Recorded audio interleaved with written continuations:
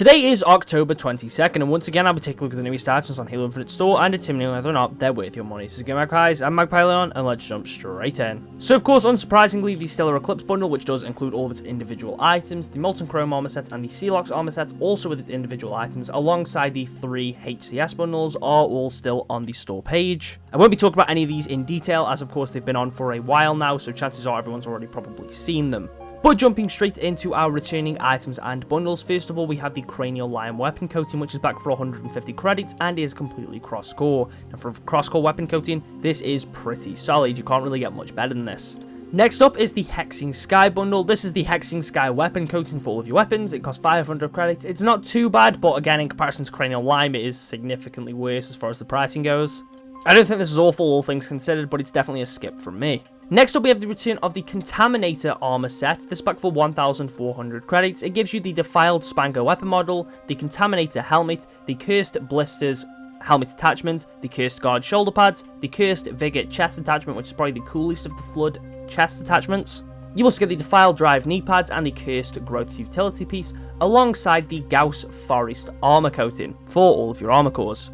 For 1,400, definitely not the best armor set available. I said this about Blighter last week too. I think if it was 1,200, that would be fine. Or if the weapon model was released separately and the armor price was lowered and you could buy the weapon model on its own, that would also be okay. It's not as bad in comparison to some other sets because it, of course, does come with a weapon model. And it is on sale, so this is better than its release price regardless. I do like this set, but the main thing that I really like from it is the chest attachment.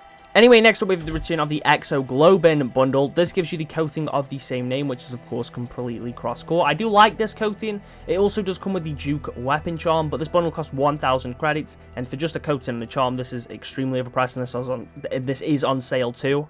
Personally, I just don't think this one's worth it.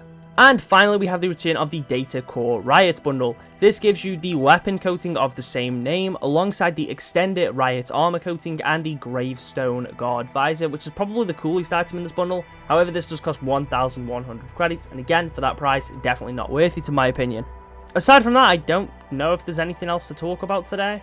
Nothing's been said on if Alpha Infected is releasing this week or next week or at a later date during this operation. We know it should be out soonish, so if it does come out today, I will of course update in that pinned comment. But anyways, let's move over to this week's Spartan of the Week. Now, this week's Spartan of the Week theme was to create Spartans based on horror movies, and this was suggested by Creepy Uncle Kermit. Our first build comes from Howling and is of course based on the Xenomorph, and this looks really cool. Our next submission is from Spectral, and it's based on the skeleton ghost people from Doctor Who say "Who Turned Out the Lights" that I cannot remember the name of, but I remember they were really cool and really creepy. And this build translates that into Halo Infinite incredibly well. Our next submission is based on Scream, of course being Ghostface, and this was created by Apple. I love this combination of the helmet and visor to try and mimic Ghostface's signature appearance. And this final Spawn submission comes from Riley's Rangers, and it is based on The Thing. If you want a chance to be featured as Spartan of the Week or suggest an upcoming Spartan of the Week theme, make sure to join the Discord. I'll leave a link to that in the pinned comment. Anyways, thank you for watching, and I will catch you all in the next one.